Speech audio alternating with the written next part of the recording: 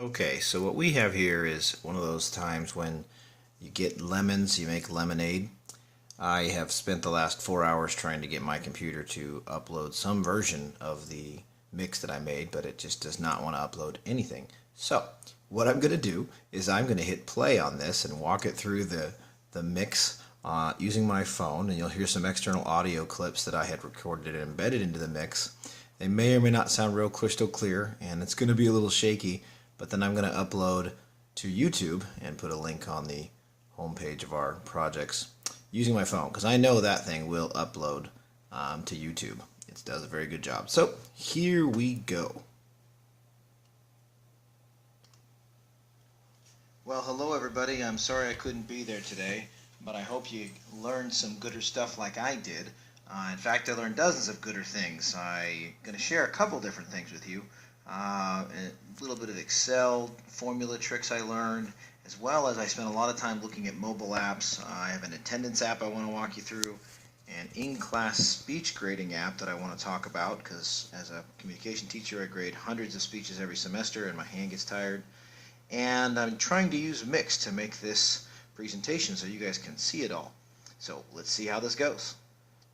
Slide 2 coming up. Click. Well, hello everybody. Nope, there we go.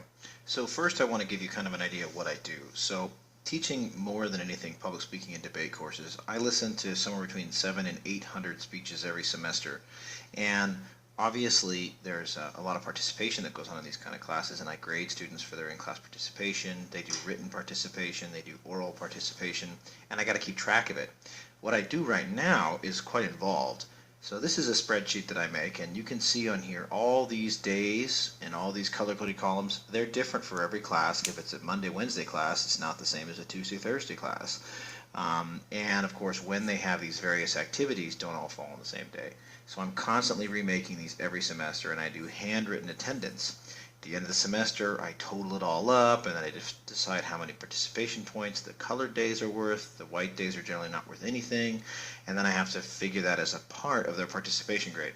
It takes a long time before, during, and after the semester. And I'm not going to lie, I feel like this a lot. And this is just the attendance. This is not the grading of the speeches. So, I played with Excel a lot, and one of the things I learned, no, go away, is that I can create formulas that will do all this totaling of the information that I need. So I have activity days that they get points for, and regular days that they don't get, and I can calculate how many points are worth each day, and it just automatically counts all the letters that show up in these boxes. Now, rather than check marks, I have to have actual coded letters in there, but I have an app that is now able to export all these letters, and I'm going to show you that in a few minutes. But this is me experimenting with default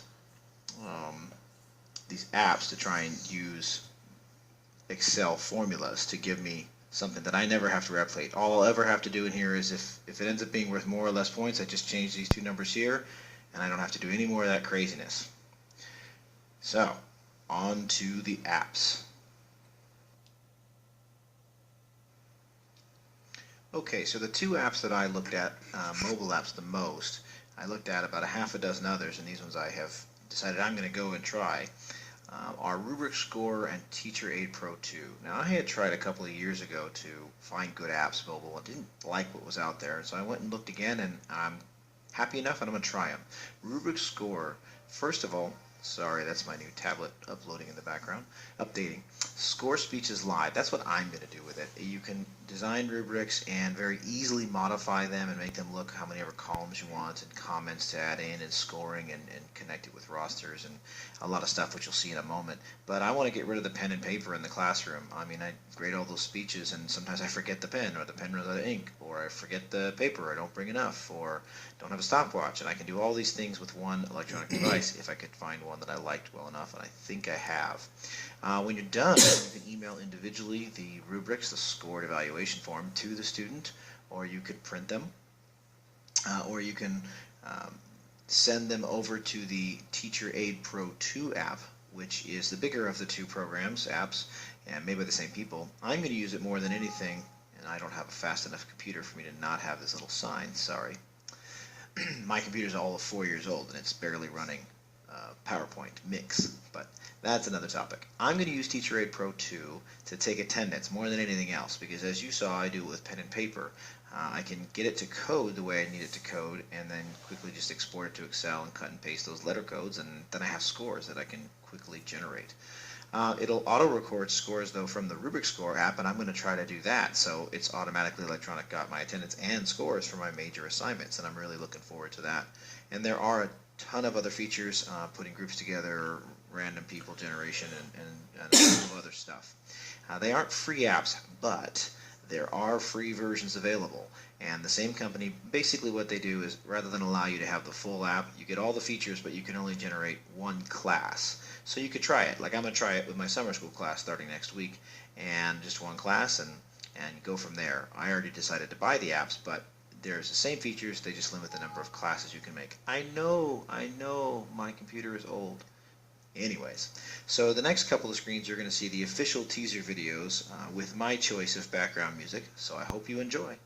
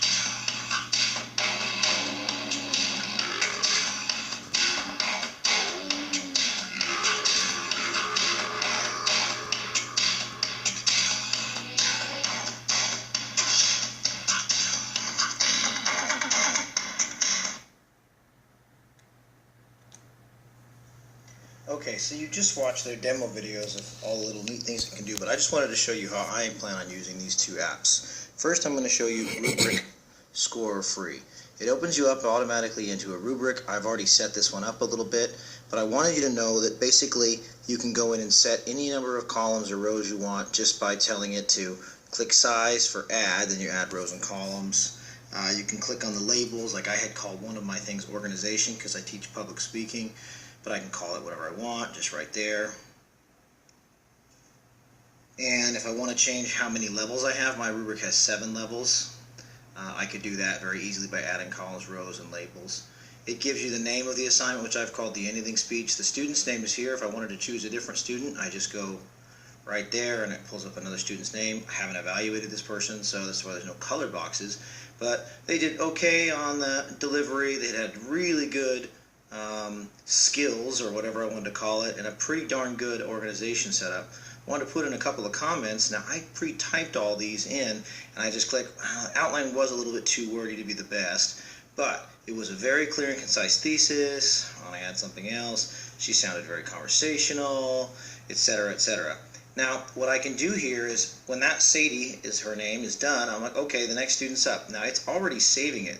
Sonny Delory, he's next. Now I get to do his evaluation.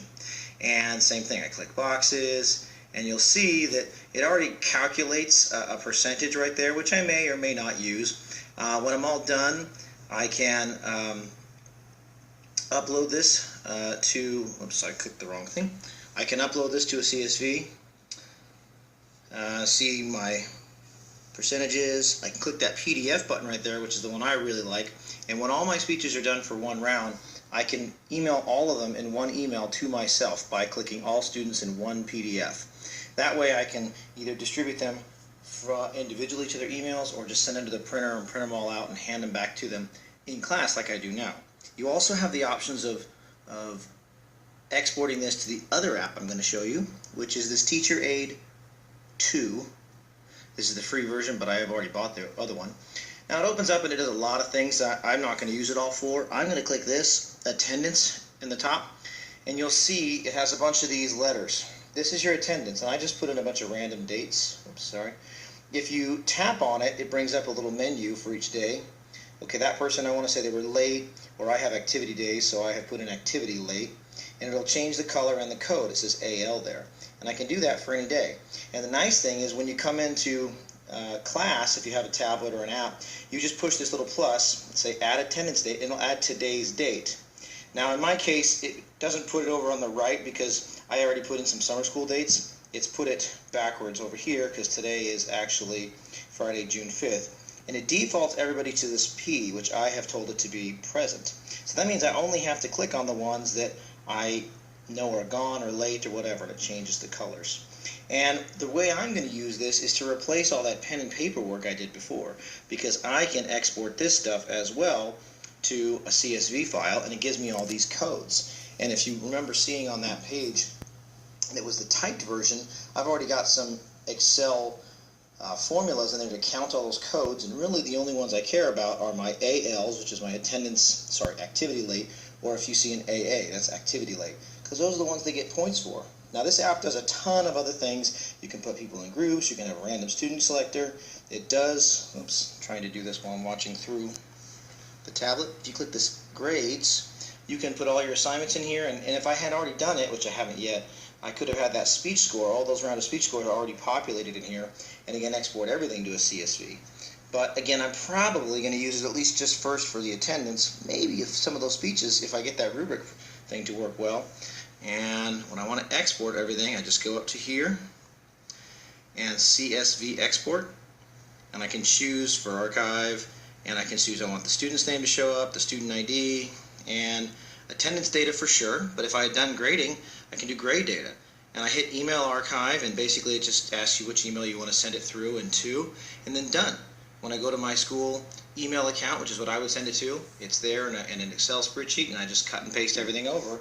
And my idea behind these two apps, and I've been looking for stuff for a couple of years, is I want to save time. I want to save my wrist cramp, my writer's cramp, or tendonitis, as the nurses in the room told me I probably have. And perhaps you guys could use this too. So they're not totally free. They give free versions where you can do one class and one setup just to kind of play with it. The Teacher Aid app is the more expensive one. It's $20, and the rubric, when you get the paid one, is $4. But I spend $24 in pens every year, so I figure that's no big deal.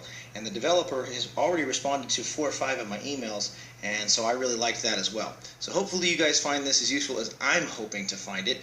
And yeah, there you go. That's the user side of it and what I intend to do with it.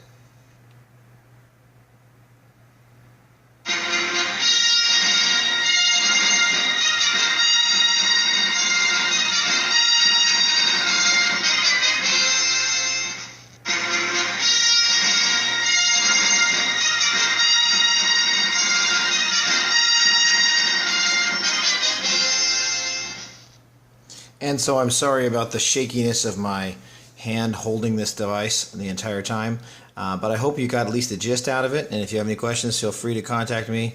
And yeah, I wish I was there to see all your guys' good stuff in person. See you again soon. Bye.